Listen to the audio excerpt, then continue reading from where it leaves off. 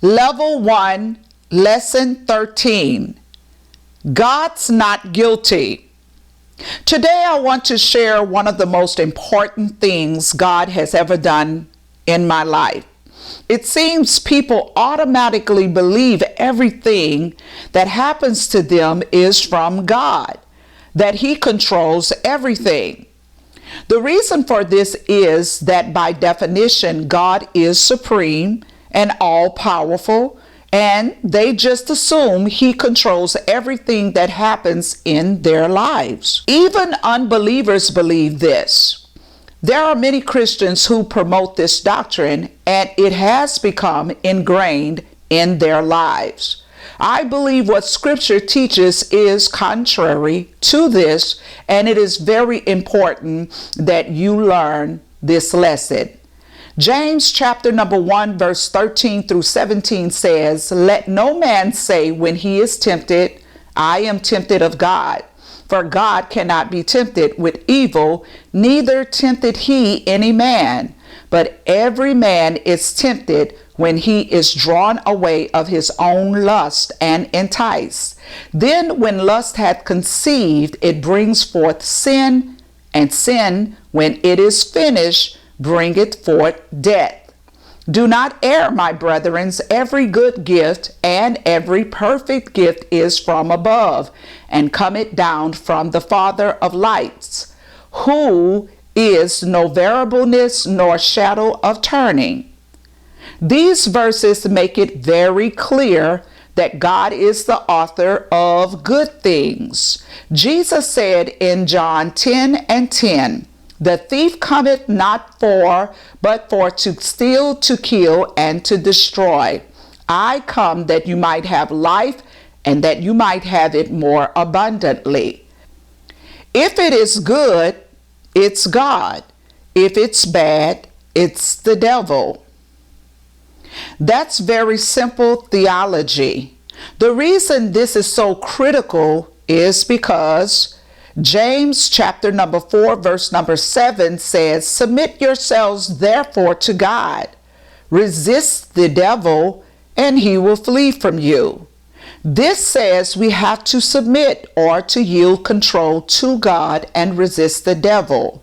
The word resist means to actively fight against.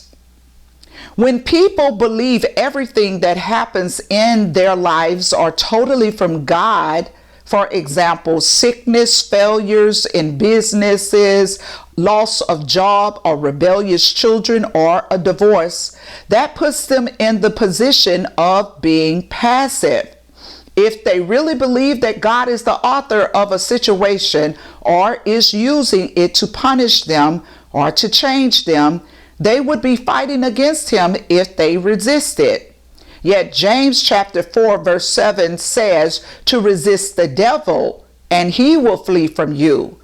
You have to submit yourself to God. This shows us that certain things are of God and certain things are of the devil.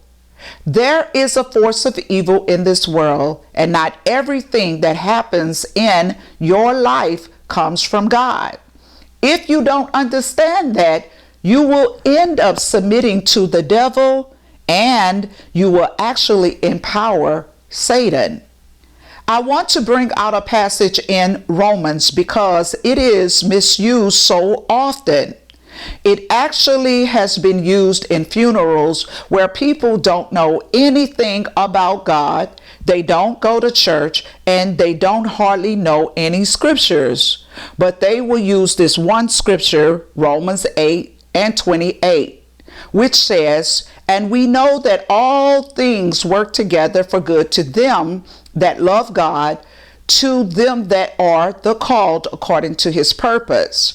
This has been misinterpreted to say that whatever happens in life, God does it and works it together for good in some way. I actually heard of a funeral where a young boy and a girl was actually mixing drugs and alcohol together.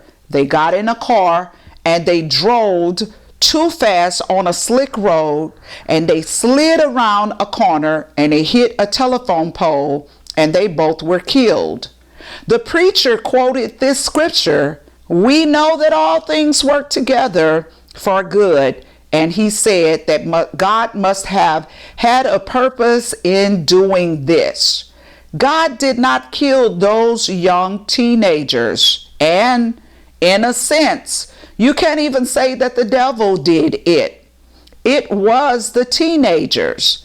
I'm sure the devil enticed them to rebel against the standards their parents and others had taught them.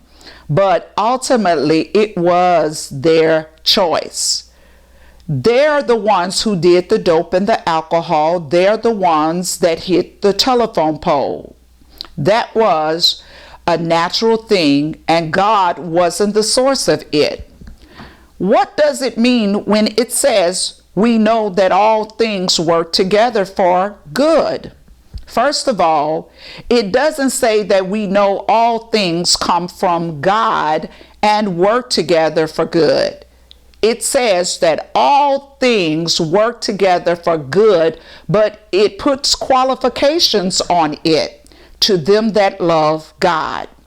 The scripture doesn't work for a person who doesn't love God. That is so obvious that it should go without being said. But it is amazing how many people apply it towards instances like these young people who were doing drugs and alcohol and were in total rebellion against God and his principles. This says it only works together for good to those who love God and to those who are the called according to his purpose. In 1 John chapter number 3 verse 8 it says, "For this purpose the Son of God was manifested, that he might destroy the works of the devil." God manifested himself to destroy Satan's work. That's his purpose. And it will only work together for good for those who love him and are called according to his purpose. That is, those who are walking in this calling, are resisting the devil, and are out to destroy his work.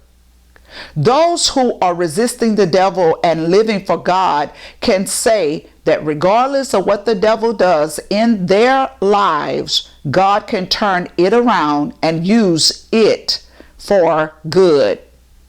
We need to start discerning that God does not control everything in our lives. There is an enemy that comes to steal and to kill and to destroy, but Jesus has come to give us a life. We have to choose life and willfully recognize that God's not guilty of everything that comes into our lives.